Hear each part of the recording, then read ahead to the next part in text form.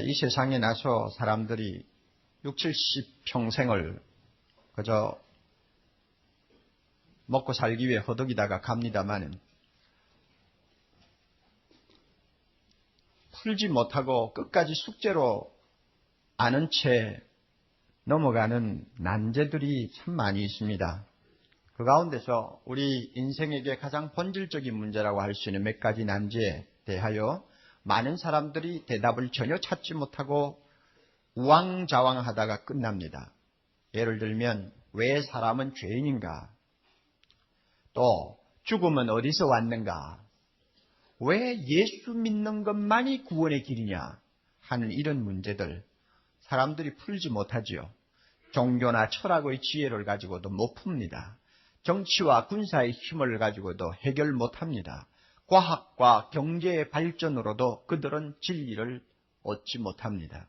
오직 예수 그리스도 앞에 나와야만이 여기에 대한 명확하고 확실한 진리를 얻을 수 있습니다. 오늘 우리가 이런 점에서 하나님의 말씀을 펴놓고 가장 어려운 난제에 대해서 시원하게 대답을 얻을 수 있는 축복을 누리게 되었다는 거 우리 기뻐해야 합니다. 본문을 보면 주님께서는 아담과 우리와의 관계를 가지고 먼저 설명하시고 두 번째는 예수 그리스도와 우리와의 관계를 가지고 설명을 해줍니다. 진리를 알면 진리가 우리를 자유케 한다고 했습니다. 하나님의 말씀을 바로 깨달으십시오. 진리를 바로 배우십시오. 그 진리 위에 바로 서십시오. 그러면 그 진리가 우리를 모든 불안에서 자유케 합니다. 우리로 하여금 의심에서 자유케 합니다. 우리로 하여금 방황하는 데서 자유케 합니다. 그러므로 오늘 이 시간 본문의 주의를 좀 하시기를 바랍니다. 너무 많은 진리를 담고 있는 광범위한 또 깊은 본문이기 때문에 제가 설명하는데 좀 애로가 있습니다. 그러나 주의해서 보시면 성령께서 인도해 주시리라고 봅니다. 먼저 아담과 우리와의 관계를 가지고 주님은 어떻게 대답하시는가? 무슨 대답? 사람이 왜 죄인인가? 죽음은 어디서 왔는가? 하는 문제에 대한 대답을 하고 계십니다. 12절을 봅니다. 이러므로 한 사람으로 말미암아 죄가 세상에 들어오고 죄로 말미암아 사망이 왔나니 이 한 사람이 누굴까? 성경을 그런 대로 읽고 아시는 분들은 이거 아담을 이야기하는구나 하는 것을 금방 깨달을 수 있을 것입니다. 아담 한 사람 때문에 죄가 세상에 들어왔고 그 죄 때문에 죽음이 왔다는 이야기입니다. 창세기 2장으로 넘어가면 하나님께서는 아담을 창조하신 다음에 그를 에덴 동산 가운데 부르시고 그 앞에서 직접 아담을 대면하여 말씀합니다. 동산 각종 나무의 실과는 네가 임의로 먹을 수 있지만 선악을 알게 하는 나무의 실과는 먹지 말라. 네가 먹는 날에는 정령 죽으리라. 왜 하나님이 이와 같은 준엄한 법과 또 명령을 아담에게 주셨는가? 이것은 피조물의 위치가 창조자 앞에서는 순종하는 위치라는 것을 분명히 보여주기 위해서입니다. 피조물인 사람이 넘어서는 안 될 선이 무엇이라는 것을 가르쳐주기 위해서 하나님이 이 명령을 주셨어요. 창조자와 피조물이 같을 수는 없는 것이니까요. 그랬는데 불행하게도 아담은 하나님의 그 준엄한 명령을 가볍게 여겼습니다. 그래서 자기 아내와 함께 불순종하는 죄를 범하고 말았습니다. 그 결과 하나님이 그를 불러놓고 뭐라고 했습니까? 내가 너에게 먹는 날에는 정령 죽으리라 한 것처럼 너는 흙이니 흙으로 돌아갈 것이니라. 드디어 죽음의 선고가 내렸습니다. 사형 선고가 임한 것입니다. 우리 이것은 압니다. 그러나 한 가지 제가 여러분에게 꼭 확인하고 넘어가고 싶습니다.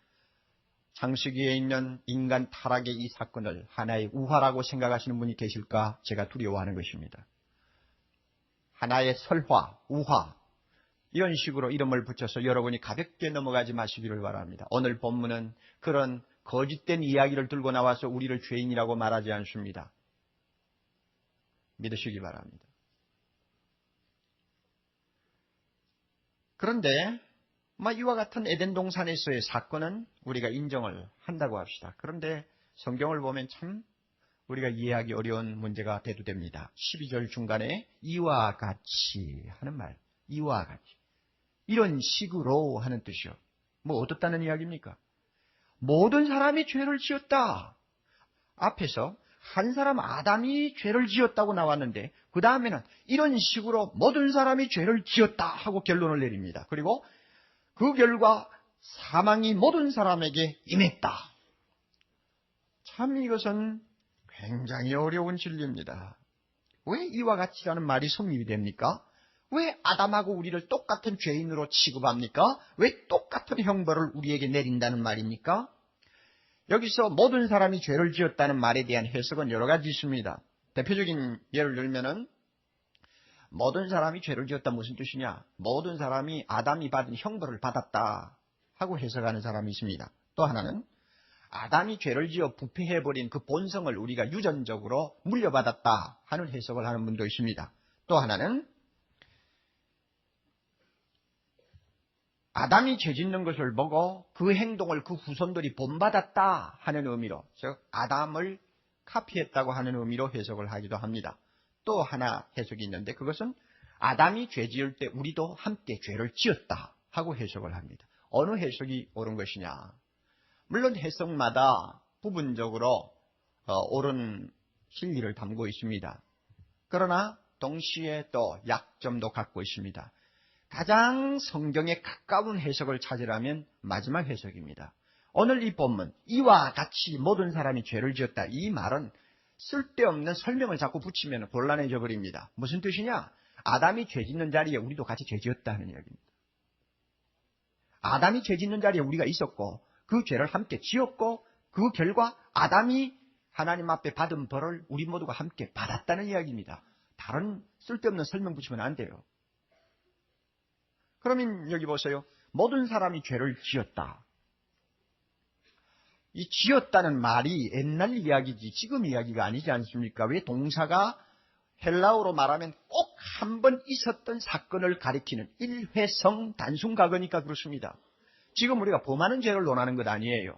앞으로 우리가 범할 어떤 죄를 논하는 것 아닙니다. 과거에 언젠가 한 번 범했지 않느냐 하는 딱 한 번 일어난 사건을 놓고 이야기합니다. 그것이 모든 사람이 죄를 지었답니다. 그러니까 우리가 언제 지은 죄를 이야기합니까? 언제 지었다는 이야기요? 뭐 세상에 태어나서부터 지금까지 죄만 짓고 살았는데 언제 지은 죄를 이야기한다는 말입니까? 이것이 바로 아담의 죄가 우리의 죄가 되었다는 것을 나타냅니다. 그래서 19절도 보면 아담이 순종치 아니함으로 많은 사람이 죄인이 되었다. 아담이 순종치 아니함으로 많은 사람이 죄인이 되었다. 죄인이 되었다. 많은 사람이 누구요? 모든 사람이 죄인이 되었다. 이것도 과거입니다. 그러니까 언제 죄인이 되었다는 말이요? 아담이 범죄할 때 우리가 함께 죄인이 되었다는 이야기죠. 이런 의미에서 우리가 분명히 알아두어야 합니다. 사랑하는 형제자매 여러분, 우리 인간이 죄인이라고 하는 것은 우리가 뭐 악을 행하고 안 행하고의 행위 문제 이전의 것입니다. 숙명적으로 우리 모두가 죄인이라는 의미입니다. 죄를 지어서 죄인이라기보다는 죄인이기 때문에 죄를 짓는다는 이야기입니다. 어떻게 그렇게 됐나요? 아담이 죄 지을 때 우리가 함께 그 자리에서 죄를 지었기 때문에 나타난 결과입니다. 신학적으로 이것을 원죄라고 말합니다. 원죄, 참 받아들이기 어려운 교리입니다. 더욱이 지적 수준이 높은 우리 현대인들은 이 원죄 소리만 하면 얼굴을 막 찌푸립니다. 그래서 파스칼이 유명한 팡세에서 바로 이야기를 했어요. 원죄는 인간의 눈으로 보면 매우 우스꽝스러운 이야기다. 그럴 수도 있죠. 또 말합니다. 이성을 가지고는 이것을 알 수가 없다. 아무리 머리를 짜고 생각해도 현대인은 깨달을 수가 없어. 왜냐하면 이성에 맞지를 않으니까. 또 이성은 자기의 어떤 방법으로 그런 원죄와 같은 이야기를 꾸며낼 만한 능력도 없어. 도무지 맞지를 않아. 이해가 안 돼. 그러니까 우스꽝스럽다는 말을 할 수밖에 없는 것입니다. 현대인들은 다 그렇게 받아들입니다. 그러나 여러분, 아무리 우리가 이성에 맞지 않는 교리라 할지라도, 아무리 우리가 또 납득을 할 수 없다고 할지라도 증거가 분명하면 부인할 수가 없는 것입니다. 우리가 아담과 함께 죄 지었다. 이해할 수 없어요. 나지도 않았는데 어떻게? 말도 안 되죠. 그러나 부인할 수 없는 증거가 분명히 있을 때는 우리는 손들어야 합니다. 그 증거가 뭔지 압니까? 13절, 14절이 대답입니다. 13절, 죄가 율법이 있기 전에도 세상에 있었으나 율법이 없을 때는 죄를 죄로 여기지 아니하느니라. 그러나 아담으로부터 모세까지 아담의 범죄와 같은 죄를 짓지 아니한 자들 위에도 사망이 왕노릇하였나니. 좀 어려운 본문입니다만은 여러분 주의해 보시면 금방 이해할 수 있습니다. 잘 아시죠? 율법이 누구에게 율법이 임했습니까? 누가 율법을 받았습니까? 모세가 받았죠. 그러면 모세가 태어나기 이전의 세대는 수천 년의 역사인데 그동안의 사람들은 사실 명문화된 율법이라는 것이 없었다고 해도 과언이 아닙니다. 물론 없었죠. 하나님이 주시지 않았으니까. 그러면 그 사람들은 법이라고 하는 것이 있어봐야 양심의 법입니다. 약간 양심상 가책받는 것이 법이었어요. 그래서 모세 이전에는 사람들이 무엇을 가장 무서운 죄로 인정했느냐 하면 사람 죽이는 것, 즉 피를 흘리는 것을 가장 큰 죄로 생각했고 나머지 문제에 대해서는 대수롭지 않게 여겼습니다. 그래서 13절에 율법이 있기 전에도 죄가 세상에 있었지만 율법이 없을 때는 죄를 죄로 여기지 아니하였다. 이 참 재미있는 말입니다. 죄를 죄로 여기지 아니했다. 무슨 뜻입니까? 악을 행해도 죄가 안 되었다는 말입니까? 아니요. 하나님께서 그들의 죄를 인정 안 했다는 말입니까? 아닙니다. 그게 아니고 로마서 3장 20절 보면 율법은 죄를 깨닫게 하죠. 그런데 율법이 없었을 때니까 깨닫는 것이 좀 적었다는 말입니다. 또 로마서 7장 7절에는 탐내지 말라 하는 율법이 없었더라면 내가 탐심을 알지 못했을 것이다. 탐심을 죄라고 인정 안 했을 것이다. 그 말입니다. 마찬가지예요. 율법이 임하기 전에 사람들은 욕심내는 것을 죄라고 가책받고 괴로워하지 않았습니다. 자, 그렇다면 모세 이전에 사람들은 죄의식이 약했다는 의미입니다. 죄책이 가벼웠다는 말입니다. 웬만한 것 가지고 죄 지었다고 생각 안 했어요. 그러니까 하나님 앞에 내가 무슨 죄인입니까 하고 말할 수 있죠. 사람 안 죽였으면 내가 무슨 죄 지었나요? 그렇게 할 수 있었다 그 말입니다. 그 다음에 14절에 또 재밌는 말이 있죠. 아담의 범죄와 같은 죄를 짓지 아니했다 그랬습니다. 이것은 모세 이전의 사람들이나 그 후에 우리들에게나 동일한 이야기입니다. 우리는 사실 아담이 죄 짓는 그 자리에 실제적으로는 없었지 않았습니까? 우리가 그 자리에 없었죠. 그리고 아담의 그 죄는 독특한 성격을 갖습니다. 하나님이 직접 아담을 불러놓고 면전에서 하지 말라 한 것을 범했기 때문에 이것은 막연히 법을 어긴 거하고는 성격이 틀립니다. 그런데 이 세상에 태어난 사람치고 하나님이 직접 그 사람 찾아가서 너 하지 말라 해서 안 하고 하는 일이 거의 없지 않습니까? 뭐 없죠, 하나도. 그러니까 아담의 죄는 독특해요. 그 독특한 죄를 우리는 범하지 않았어요.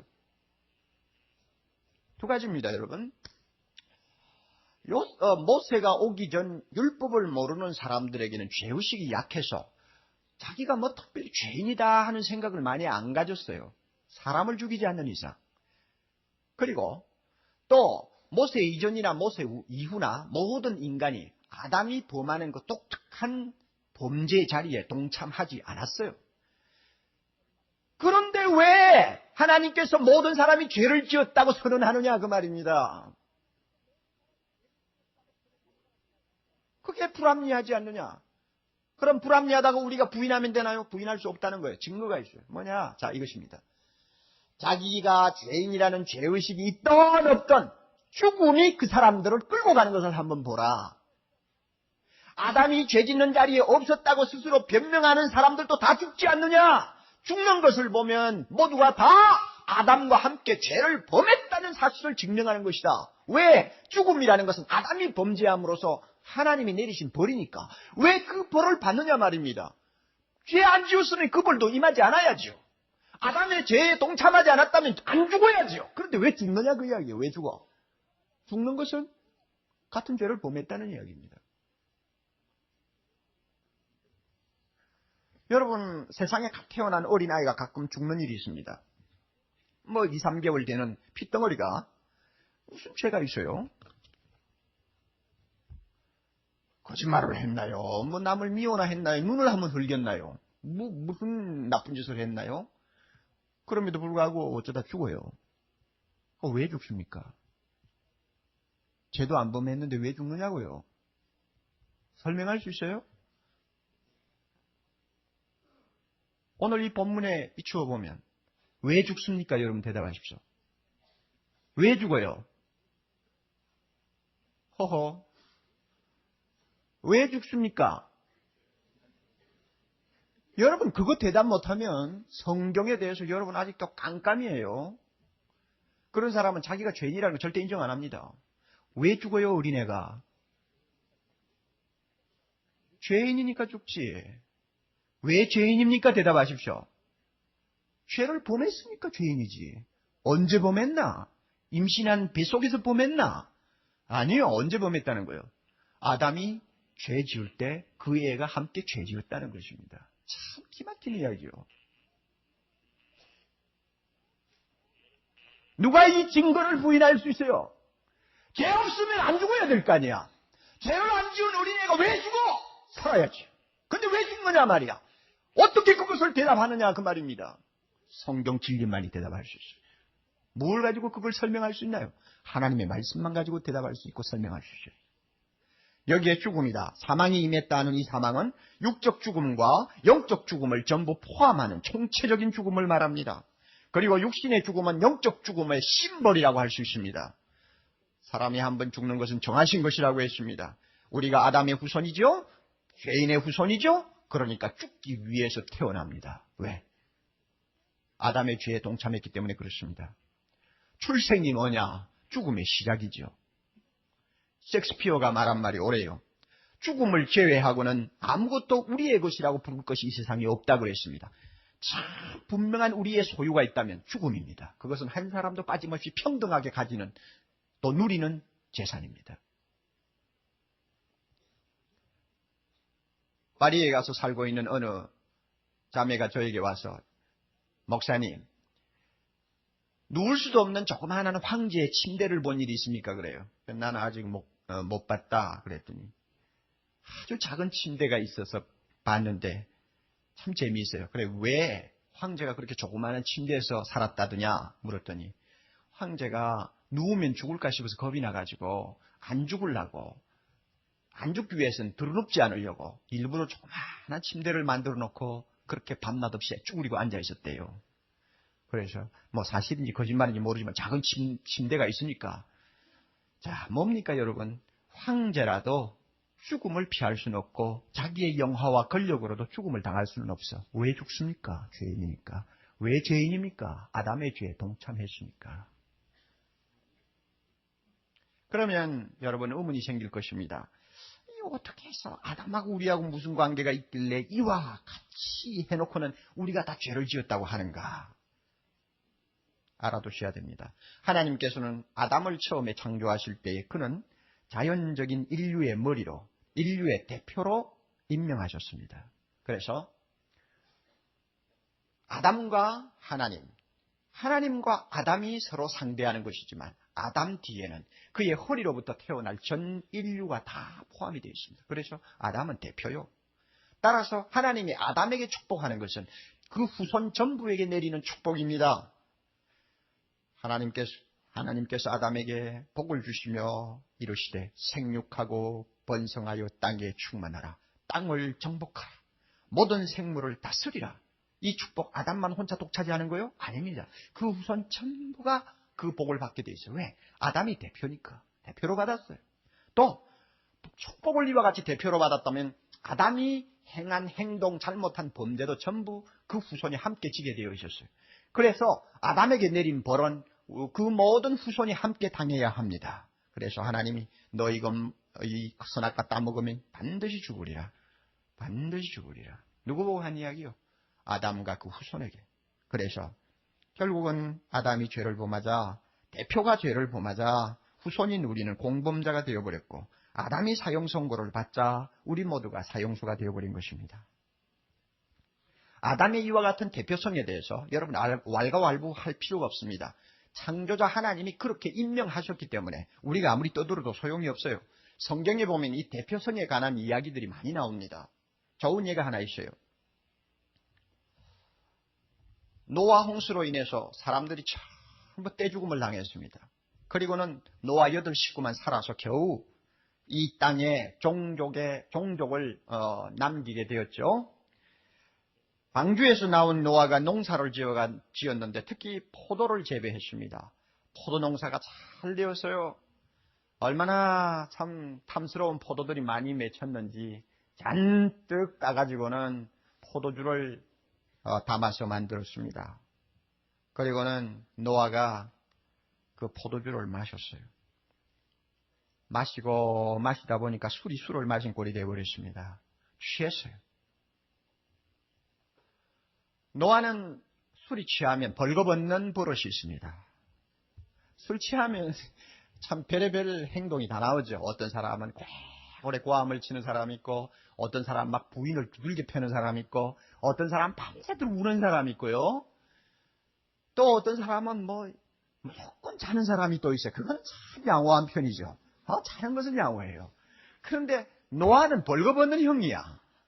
그래가지고 완전히 벌거벗고 들어누워 버렸어.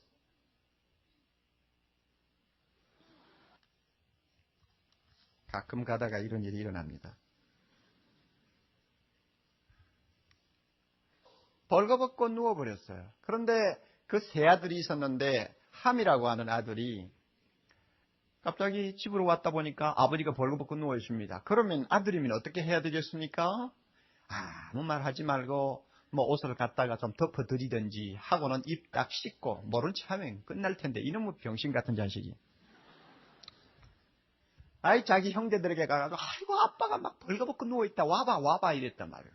그러니까 세 형제가 오게 됐는데, 그래도 나머지 두 놈은 그래도 좀 센스가 있는 놈이라 우리가 어째 아버지 벌거벗은 것을 보느냐. 그러니까 자 어떻게 할까. 그래 이논해가지고는 큰 이 옷을 뒤로 걸쳐가지고 뒷걸음질을 쳐서 들어가가지고는 휙 하고 아버지를 덮어줬어요.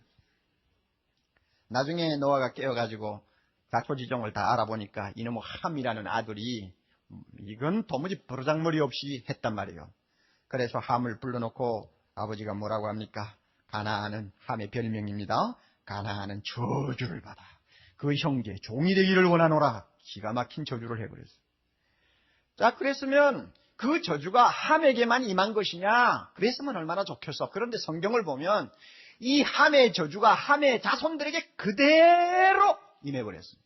이게 대표입니다. 뭘 보고 하느냐? 함이 누구요? 시편 106편 21절 22절 보면 애굽에 사는 사람들이 함의 자손이라고 그랬습니다. 그러니까 아프리카 족속들이요. 아프리카의 검둥이들이요. 아프리카 검둥이들이 함의 후손이란 말이에요. 그런데 오늘날 역사적으로 볼 때 아프리카 사람들만큼 종이 된 사람, 종이 된 신세들이 있습니까? 지금까지? 노아의 저주가 그대로 임해버렸어요. 그래서 제가 공부할 때 보니까 아프리카에서 온 유학생하고 대만에서 온 유학생하고 둘이 싸우는 걸 봤어요. 뭘 보고 뭘 가지고 싸우느냐. 대만에서 온 학생은 자, 이 함이 누구냐? 너희 아프리카 사람이다. 그럼 어떻게 또 왜 그런 소리를 하지? 함이 누구냐? 아프리카 사람이다 하니까 그 아프리카 애들이 화가 나서 견디겠어요? 증명해라. 어떻게 우리가 함의 자손이냐? 하고 대드는 거예요. 증명이야 간단하죠. 시편 갖다 들이대면 간단한데 이 대만 학생이 좀 무식했는지 시편을 대지 못하고 계속 논쟁만 하는 거야. 그래서 1시간 동안 구경 잘했죠. 내가 끼어들 필요는 없으니까. 그러나 우리가 볼 때 함이 저주받았나요? 그의 후손이 저주받았어요. 이게 대표입니다. 지금 우리가 신문을 보면 위안부 참 이 정신대하는 이야기들이 얼마나 자주 납니까? 너무 가슴 아프고 너무 부끄럽고 너무 정말로 기가 막힌 이야기들. 그런데 우리가 이런 참 치욕스러운 사실들을 보면서 침략자 탓만 해서는 안 됩니다. 못난 조상 탓도 해야 돼요. 네? 우리가 잘 알다시피 19세기 후반부터 일본은 명치 유신 치하에서 서구 문명을 받아들여가지고 1차 산업혁명, 2차 산업혁명을 다 성공적으로 완수해서 근대화되어가는 국제 정세에 대비하고 있었잖아요. 그런데 그동안 우리 조상은 뭐 했느냐? 그 말입니다. 뭐 했느냐? 날마다 갓 쓰고 대문 앞에 서서 이리 오너라 하는 걸로 끝났단 말이에요. 그런 못된, 그런 정신 빠진 조상 두었기 때문에 후손이 그 꼴이 된 거 아닙니까? 그걸 누가 부인합니까? 12살, 13살 먹은 애가 무슨 죄가 있습니까, 여러분? 세상 역사를 보아도 우리가 이 대표라는 것, 이거 무시 못합니다. 우리가 죄인이 되고 우리가 죽음을 피할 수 없는 운명이 된 것. 조상 탓. 누구 조상이요? 아담 탓. 못된 놈. 자, 아담 탓이요. 신학적으로 이걸 죄의 전가라고 합니다. 조상의 죄가 우리에게 넘어왔다는 말입니다. 이거 부인하면 안 됩니다. 그래서 우리가 오늘 읽은 본문 보면 아담과 우리 사이에 끊을 수 없는 관계가 얼마나 중요한가를 5번이나 반복해서 말합니다. 15절에는 한 사람 아담의 범죄로 인하여 많은 사람이 죽었다. 16절에는 심판이 한 사람 아담으로 인하여 정죄에 이르렀다. 17절에는 한 사람 아담의 범죄로 말미암아 사망이 왕노릇하였다. 18절 한 범죄, 아담이 범한 한 범죄로 인하여 우리 모든 사람들, 많은 사람이 정죄에 이르렀다. 19절 가서는 한 사람 아담의 순종치 아니함으로 많은 사람이 죄인이 되었다. 반복해서 우리가 아담의 후손이라는 것, 아담은 우리의 대표라는 것을 지적하고 있습니다. 그래서 아담 때문에 우리는 죄인 되고 죽었습니다. 자, 그러면 예수 그리스도와 우리와의 관계를 간단히 정리합시다. 14절 끝을 봅니다. 아담은 누굽니까? 오실 자의 표상이라 하는 말이 나오죠. 아담은 오실 자의 표상이다. 이 말은 오실 자는 예수 그리스도를 말합니다. 아담이 인류의 대표가 되었습니까? 예수님도 새로운 백성의 대표가 된다는 말입니다. 아담이 인류의 머리가 되었습니까? 장차 오실 예수 그리스도는 믿는 자의 머리가 된다는 것을 지금 이야기하는 것입니다. 이런 의미에서 아담은 하나의 타입입니다. 예표입니다. 표상입니다. 고린도전서 15장 22절에는 더 분명하게 말씀했어요. 아담 안에서 모든 사람이 죽은 것 같이 그리스도 안에서 모든 사람이 삶을 얻으리라. 그래서 아담 안에서 죽었다, 그리스도 안에서 살았다. 이래서 아담 안에서 그리스도 안에서, 아담 안에서 그리스도 안에서 이 대칭을 이룹니다. 그래서 예수님을 제2의 아담이라는 말로 표현하기도 합니다. 예수님은 오셔서 우리에게 의를 주셨고 예수 그리스도는 오셔서 우리에게 사형선고 대신에 영생을 안겨주셨다고 말씀했습니다. 그래서 18절 넘어갑니다. 그런즉 한 범죄로 많은 사람이 정죄에 이르렀습니다. 아담 하나로 인해 우리 모두가 죄인이 되었다고 말입니다. 그런데 의의 한 행동으로 예수 그리스도께서 의의 한 행동 무엇입니까? 이것은 순종을 말합니다. 순종하심으로 말미암아 많은 사람이 의롭다함을 받고 의인이 되었고 생명의 영생을 얻게 되었다는 말입니다. 19절은 더 간결하게 표현합니다. 한 사람의 순종치 아니함으로 아담이 순종 아니함으로 많은 사람 우리 전부가 죄인 되었지만은 한 사람 예수 그리스도가 하나님께 순종하심으로 많은 사람이 의인이 되었습니다. 할렐루야. 예수가 우리에게 이와 같은 은혜를 주셨어요. 그러면 예수의 순종은 어떤 순종이냐? 예수님은 갈라디아 4장 4절에 보면은 사람이 되어서 이 세상에 태어난 것부터 하나님께 순종하는 일이었습니다. 그리고 그는 율법 아래 태어났습니다. 율법을 만드신 분이 율법을 지키기 위해서 이 세상에 태어났습니다. 이게 순종이요. 그래서 그가 세례를 받을 때에 세례 요한 보고 이렇게 말씀했어요. 나에게 세례를 베풀라. 우리가 이와 같이 하여 모든 의를 이루는 것이 합당하니라. 모든 의를 이룬다는 말은 하나님께 순종하는 것이 합당하니라. 이렇게 말씀했습니다. 겟세마네 동산에서 십자가를 앞에 놓고 그가 기도하실 때 아버지여 내 뜻대로 마옵시고 아버지의 뜻대로 하옵소서. 왜 아버지 뜻대로 하라고 합니까? 순종하는 분이기 때문에 그렇습니다. 아담은 자기 뜻대로 했지만은 예수 그리스도는 아버지 뜻대로 순종했습니다. 왜 순종했습니까? 우리가 불순종했으니까. 그래서 예수님의 순종은 능동적인 순종이요 자발적인 순종이었습니다. 그래서 우리의 불순종 대신에 주님이 대신 순종하심으로 우리를 죄에서 건지시고 우리를 죽음에서 건지려고 주님께서 순종하신 것입니다. 믿습니까? 이 대신 순종의 은혜 우리가 잊지 말고 항상 기억해야 합니다. 얼마나 고마우신 주님이신지 모릅니다. 예수님이 이렇게 순종하심으로 우리에게 주어진 축복 15절 은혜의 선물을 넘치게 받았습니다. 그럼 무슨 은혜를 넘치게 받았느냐? 16절 19절 의롭다 하심을 받는 것입니다. 이제는 죄인이 아니요 의인이 되었어요. 예수 믿기만 하면 의인이 되었습니다. 아담은 우리를 죄인으로 만들었지만 예수님은 우리를 의인으로 만들었어요. 그 다음에 17절, 18절, 21절에는 예수님이 순종함으로 인하여 이제는 우리는 죽음의 종이 아니라 생명 안에서 왕노릇하는 사람, 영생 얻은 사람이 되었습니다. 여러분, 아담과 예수 그리스도 얼마나 대조적입니까? 하나는 죄를 가져왔고 하나는 의를 가져왔고, 하나는 우리를 죄인의 신분으로 만들었고 하나는 우리를 의인의 신분으로 만들었고, 하나는 우리에게 죽음을 불러왔고 하나는 우리를 영원히 살리는 축복을 주었습니다. 이거 얼마나 놀라운 일이요. 그러므로 여러분, 이 둘을 놓고 어느 한쪽이라도 부인을 한다든지 의심을 하면 안 됩니다. 아시겠어요? 무슨 말인지 압니까? 만약에 우리가 아담이 우리의 대표가 되고 그래서 그가 죄를 범함으로 우리가 죄인이 되었다는 거 부인해버리면 예수가 우리의 대표가 되어서 그가 순종함으로 우리가 의인이 됐다는 것을 믿을 수가 없습니다. 아담의 관계를 의심하면 예수의 관계도 의심해야 됩니다. 아담의 한 일이 그의 후손된 우리에게 정죄와 죽음이라는 확실한 결과를 가져왔듯이 그리스도께서 하신 일이 그의 믿음의 자녀된 우리에게 승리와 영생이라는 확실한 결과를 가져왔다는 것을 우리는 믿어야 합니다. 아담 안에서 우리에게 일어난 일이 사실이라면 누구 안에서 일어난 것이 사실입니까? 그리스도 예수 안에서 일어난 모든 것이 사실입니다. 공식과 같아요. 따라서 여러분, 어느 쪽을 더 믿기가 쉽습니까? 예수 그리스도 안에서 일어난 일을 믿기가 더 쉽습니까? 아담 안에서 일어난 일을 더 믿기가 쉽습니까? 아담 안에서 일어난 일을 더 믿기가 쉽습니다. 왜냐하면 죽음이라는 분명한 증거가 있으니까요.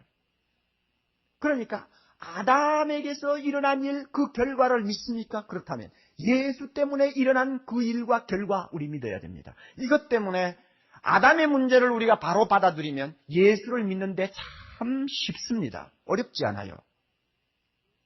아담 안에서 죄인 되었습니까? 믿습니까? 그렇다면 예수 안에서 뭐가 됩니까? 의인 됩니다. 대답하십시오. 중요한 거예요. 아담 안에서 죽은 거 믿습니까? 믿습니까? 그렇다면 예수 안에서 어떻게 됩니까? 살았습니다. 한쪽이 확실합니까? 다른 쪽도 확실합니다. 믿어야 돼요. 여기에서 우리에게 강한 확신이 생깁니다. 사랑하는 형제자매 여러분, 예수 믿습니까? 믿는 자는 아담 안에서 예수 안으로 옮김을 받았습니다.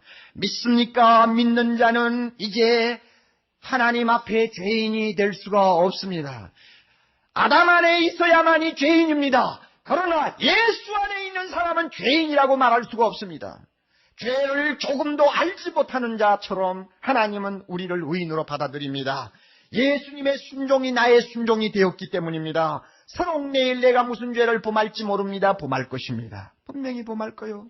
그러나 그것은 죄인으로 범하는 것이 아니라 의인으로 죄를 범하는 것입니다. 나의 신분이 틀려요.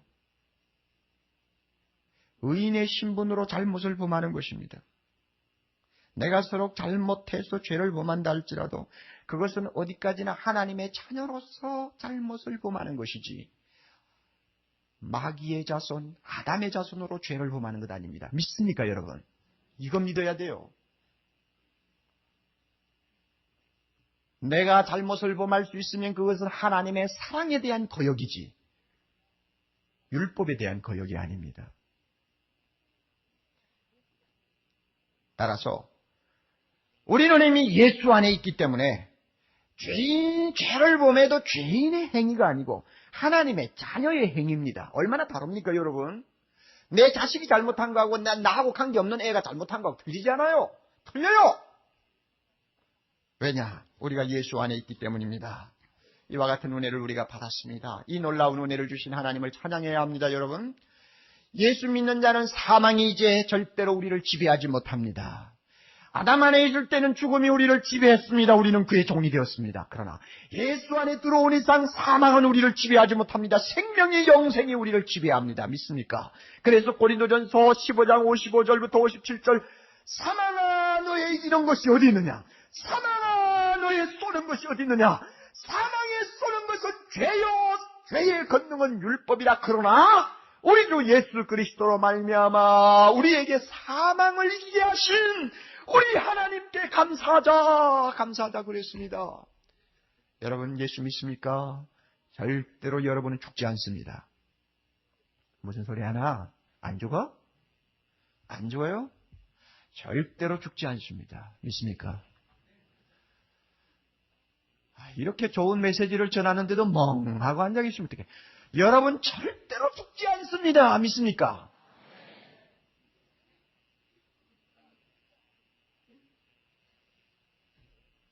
참 기막히네, 기막혀. 예수 안에 있으면 절대 죽지 않습니다. 믿습니까? 왜 웃어요? 왜? 예수 안에 있으면 절대 안 죽어요. 우리가 죽는다는 것은 잔다고 합니다.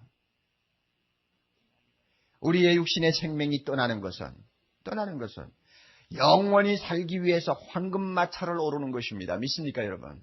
믿습니까?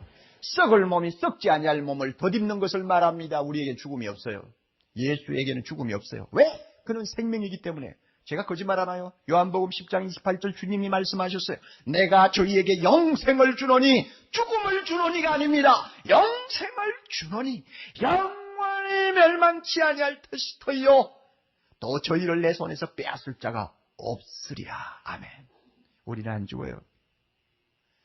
사랑하는 형제자매 여러분, 우리를 아담 안에 두지 아니하고 생명 되신 예수 안에 우리를 불러들이신 우리 하나님을 찬양합시다. 우리를 대신하여 하나님께 전적으로 순종해 주셔서 아담의 불순종으로 인해서 온 모든 형벌을 면제시켜 주신 우리 예수 그리스도를 찬양합시다. 얼마나 좋으신 분인지요.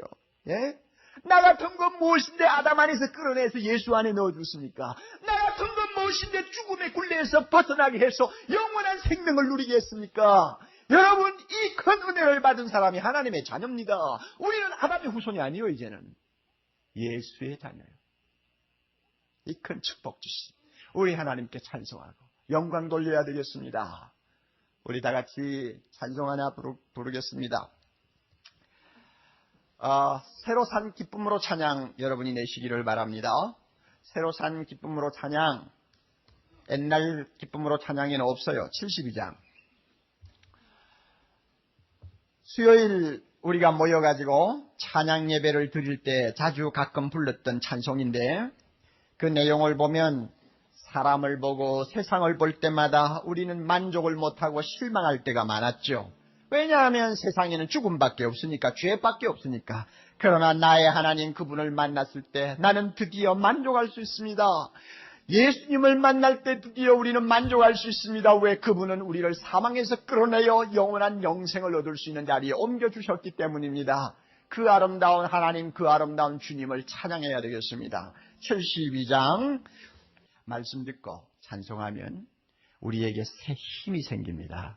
오늘 아침에 나오실 때 아주 기분 나쁘게 나오신 분이 있어요. 기분 나쁘게 나온 분 계시면 이 시간 그분들만 좀 부릅시다. 굉장히 기분 나쁜 날. 아침부터 막 집안에서 좋지 않은 일들만 일어나가지고 기분 나쁘신 분들만 불러도 돼요.